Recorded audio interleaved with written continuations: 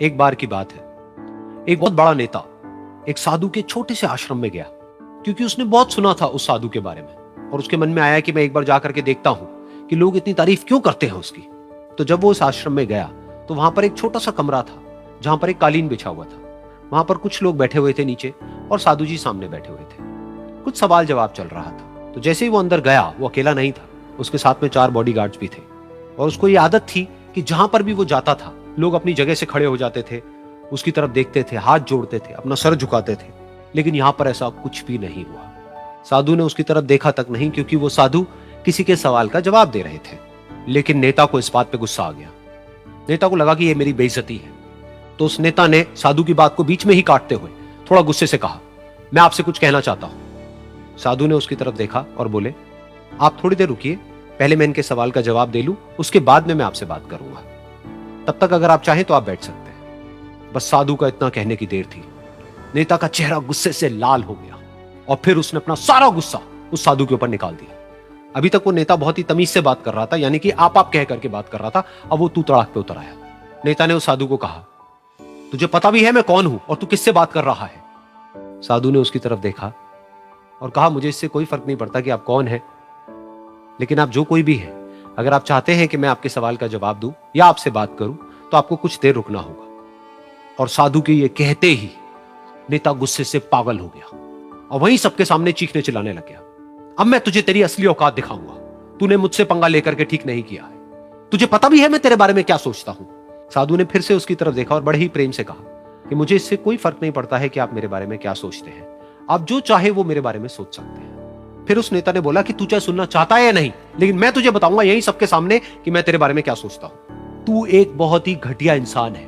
तू कोई साधु नहीं है, तू एक ढोंगी है, पाखंडी है, और यहां पर जितने भी लोग बैठे हैं उन सबको बेवकूफ बना रहा है। तेरा बस एक ही मकसद है कि इन लोगों की जेब में जितना भी पैसा है वो सब तेरे पास में आ जाए। तू अपने फायदे के लिए इन लोगों का इस्तेमाल कर रहा है और अब मैं तुझे नहीं छोड़ने वाला। तेरा पर्दाफाश करके रहूंगा पूरी दुनिया के सामने।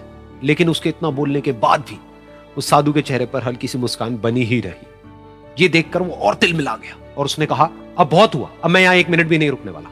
लेकिन अभी भी तेरे पास में मौका है। अगर मुझसे माफी मांगनी है या मुझसे कुछ कहना है तो कह सकता है। इतना सब होने के बाद भी साधु बिल्कुल शांत था और उनके चेहरे पर एक मुस्कान थी। उन्होंने अपनी आंखें बंद कर ली। फिर साधु ने अपनी आंखें खोली, हाथ जोड़े और कहा कि मुझे आपसे कोई गिला शिकवा नहीं है। मेरे मन में आपके लिए कोई भी गलत ख्याल नहीं है।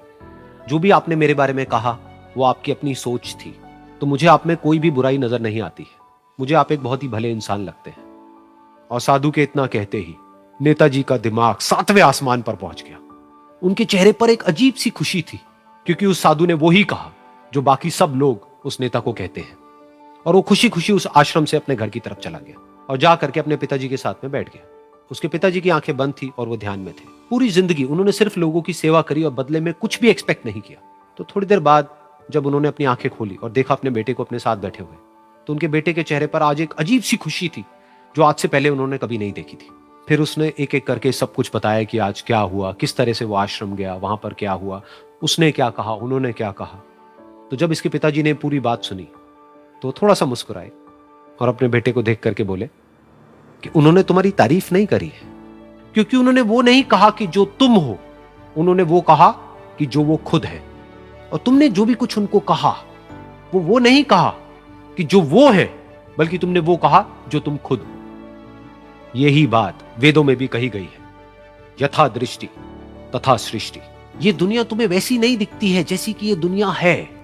ये दुनिया तुम्हें वैसी दिखती है जैसे तुम खुद हो।